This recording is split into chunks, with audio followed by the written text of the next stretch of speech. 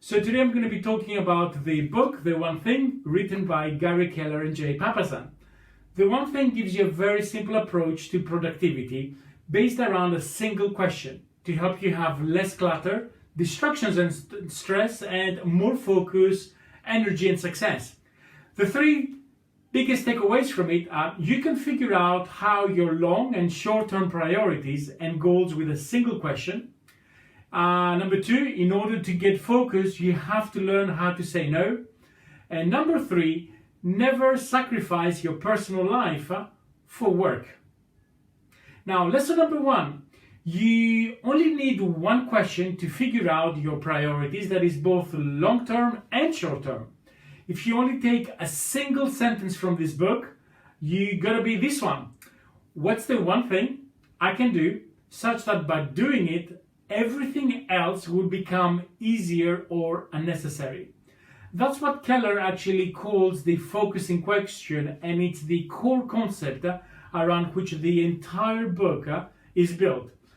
Much like Tim Ferriss, Keller is a very big fan of the 80-20 or the Pareto principle, where 20% of the input gives you 80% of the results. Now, not all items on your to-do list are created equal. So in order to make the biggest leaps in the shortest amount of time, you'll best be ruthlessly prioritizing them.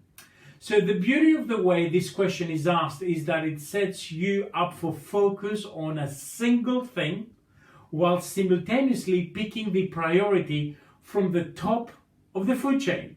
So Keller suggests actually to ask this question on two levels, that is on a macro and on a micro level. So if your ultimate goal in life says to fly a plane across the Atlantic, then the answer to the focusing question on a macro level will most likely be to get a pilot's license. It will make actually flying a plane a lot easier. Now on a micro level, what's the one thing I can do right now such that everything else becomes easier and unnecessary? That would probably mean to sign up for flying lessons. Once you have found the answer to the focusing question on a macro level, all you have to do, whatever you find yourself in, what should I do next, land, just ask it again on a micro level and you'll know exactly what you need to do.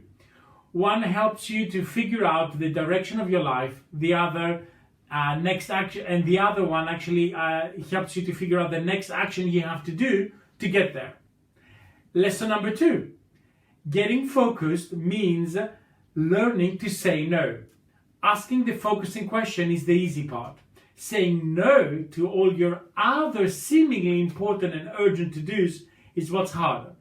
The best way to make saying no is to make yourself unnecessary in the first place. So for example, if your employees bother you with the same question, you can create an FAQ and direct people to that.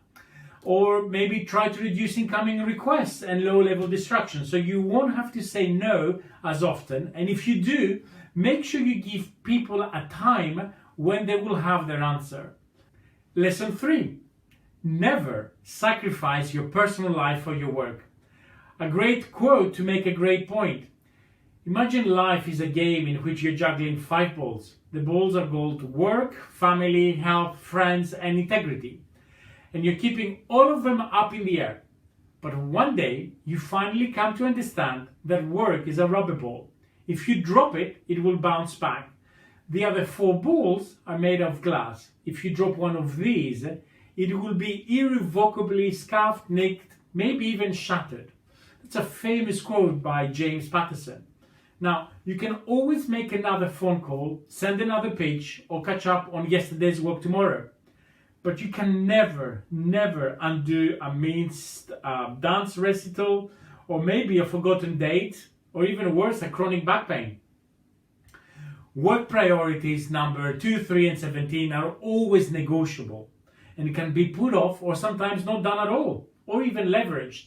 As long as you're working on your one thing, you're making sure that when you're working, you're doing what's most important. That compensates for having to take off early, allowing yourself enough sleep, and taking extra time to buy flowers on the way home, for example. After all, what is good to achieve? What good is it to achieve your one thing when there is no one left to share the story of how you got there with?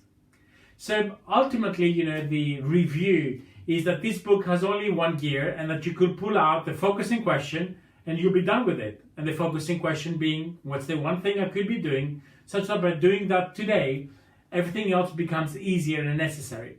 But I guess you'll be missing the point.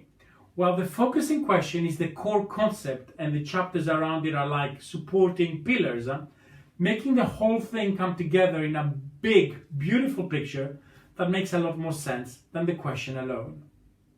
Hopefully that has tempted you to read this great book. I highly recommend it, and I'll see you next time.